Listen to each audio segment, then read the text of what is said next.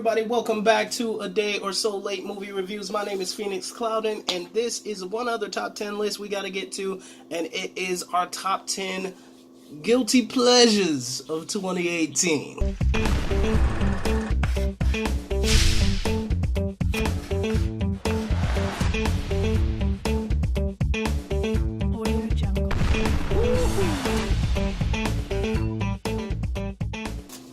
So, in terms of guilty pleasures, these are the films that maybe were greatly reviewed by the fans, but not so much loved by the critics, or loved by the critics and not so much loved by the fans, but we know it's ending up on your shelf at some point. So, these are the guilty pleasures, and these are the movies where, if you look at my film collection, probably can't see it that well, hold up. There we go. There's some films in there that are like, why do you own that? I don't know, I just like it. And I'll watch it occasionally and be like, oh god, this is awful. Why did I like this movie? But I still like it. That's basically the whole purpose of this list. And coming in at number 10 is Crazy Rich Asians. Now, Crazy Rich Asians was actually a pretty well-reviewed movie, and it did pretty well at the box office. It showed that it was one of those films that an all-Asian cast could lead and still do pretty well. What was interesting about it was it was pretty much very generic. It was a generic love story. It just starred all Asians. That was pretty much its only draw. But a lot of people loved it, and a lot of people not so much. But that's why it lands on number 10 on our list for guilty pleasures. It's certainly going to be one of those movies that finds its way on my shelf. Coming in at number 9, we have Suspiria. Now, Suspiria was a 2018 remake of the original. It basically follows the same story. The break here was that the critics didn't love it as much as the fans loved it. The critics were more infatuated with the original, which is understandable, but the 2018 remake does some pretty good things. Does some really good things, and I think if you were out and you saw this film in theaters, it was a joy to watch, even if it was moved a bit slowly. But I think it's one of those films that over time you'll get used to the pace, and then everything that happens later on is a lot juicier than it is. It's definitely going to be one of those films that you show to friends when they're looking for a good film to watch. Coming in at number 8 is The Meg. Now, The Meg was one of those films that the critics absolutely hated. They hated it. But the reason they hated it was because it was a pointless film. It was a film about a team of sailors fighting off a believed to be long gone huge shark called the Megalodon. And the great thing about this film, the reason why I think fans loved it, was because of the action sequences. The action sequences were amazing, and the Meg looked awesome. So it added a bit more excitement. It's definitely one of those films that is greater, I think, in theaters than it is probably will be on at home, or unless you got like a great studio system and you could really enjoy all the awe-inspiring moments of this film. Coming in at number 7 is Death Wish. Now, Death Wish divided fans and critics alike, simply because they didn't like the at a time where we're having a discussion about gun control and gun safety and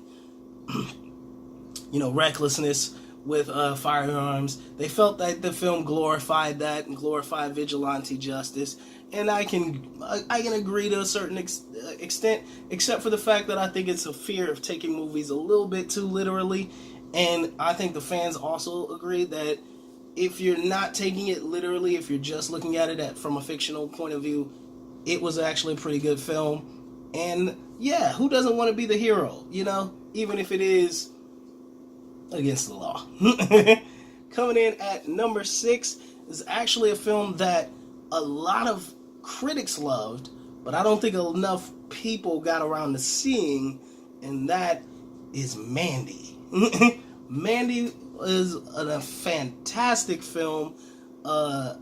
It's basically a psychedelic horror thriller comedy action. It's probably not supposed to be a comedy, but anytime I see Nicolas Cage doing, Nicolas Cage things, I'm gonna laugh.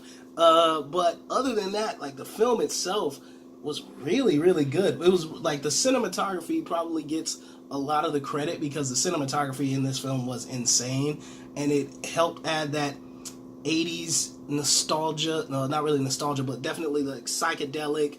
If you've ever done any heavy drugs, you got that feel from it. And it was a really good story, and it was Nicolas Cage being his best Nicolas Cage, so that made it all the more great. It's definitely a movie that's going to end up on my shelf. I suggest it ends up on yours if you haven't seen it. Mandy, incredible film.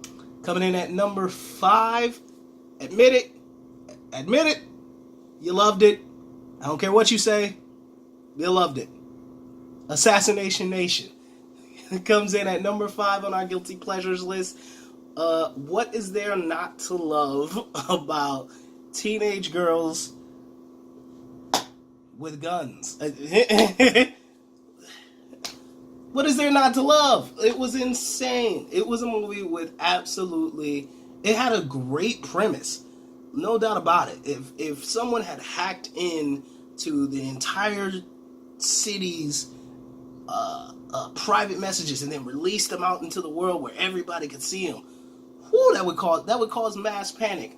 And then you have these girls get blamed for it, and all hell breaks loose. And personally, it veers into like ridiculous land after that, but it is still incredible. It's a fun movie.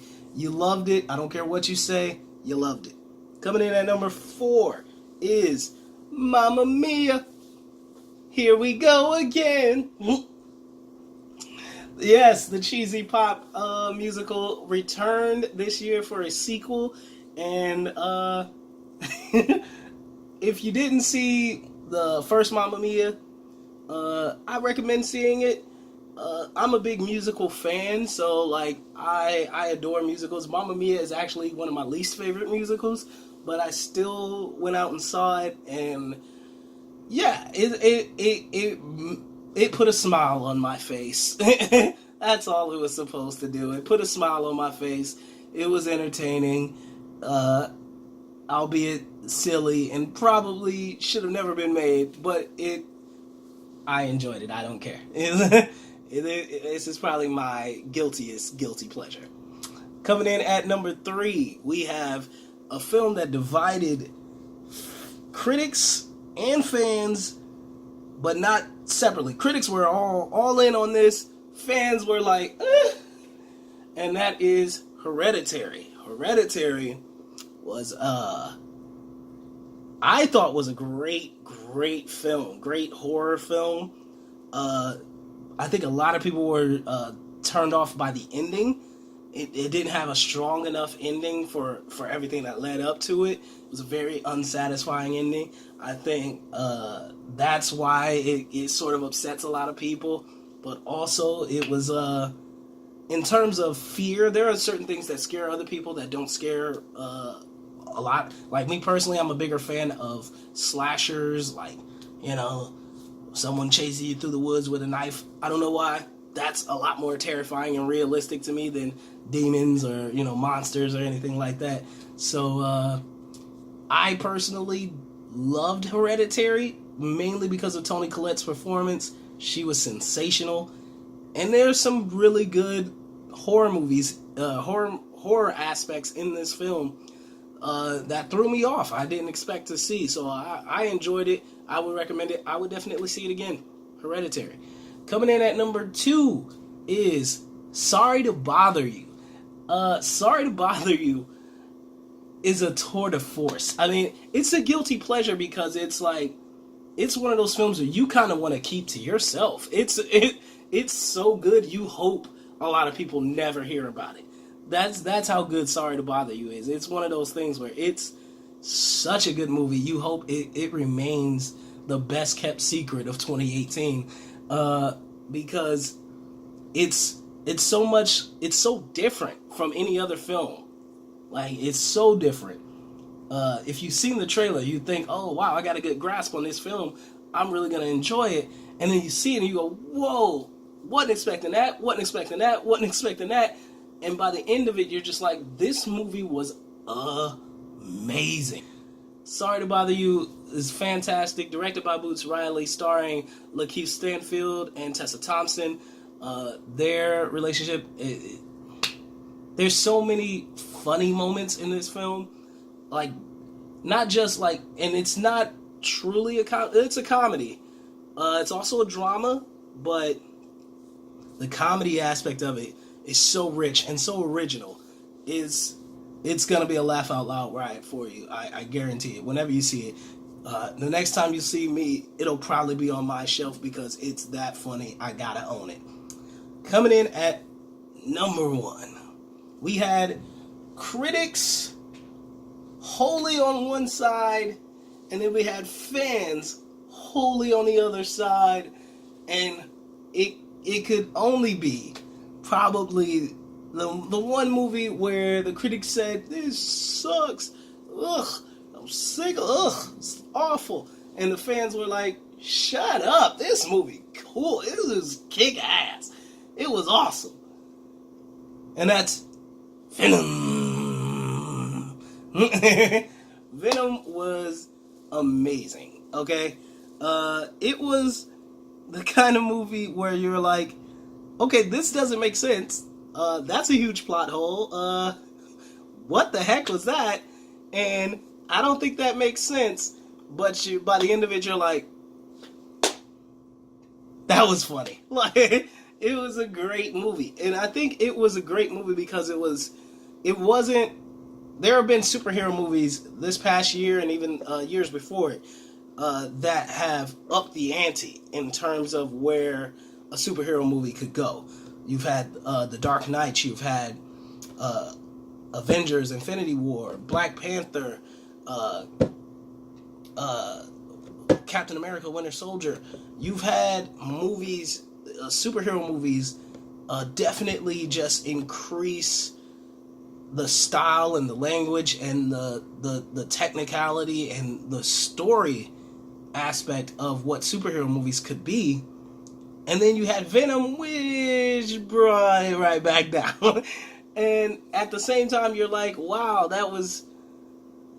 why'd they do that? That didn't make any sense. You're still like, I enjoyed this movie. Tom Hardy is amazing as Venom. And the relationship between Eddie Brock and Venom is comedy gold. It's one of those things that should be done to the umpteenth degree in the next film, and it got you excited for the next film as we see Woody Harrelson in a red wig.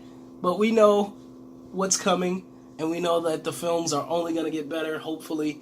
But Venom was the guiltiest guilty pleasure because it was so bad that it was good. And that much, that's all we can say for it. But there you have it, folks. Those are our top 10 guilty pleasures of 2018. I am so excited for 2019 and what's to come. We're going to have the Avengers 4. We're going to have Captain Marvel. We're going to have the next Spider-Man. It's going to be a doozy in 2019. We're going to get some good stuff. So we'll see you guys then.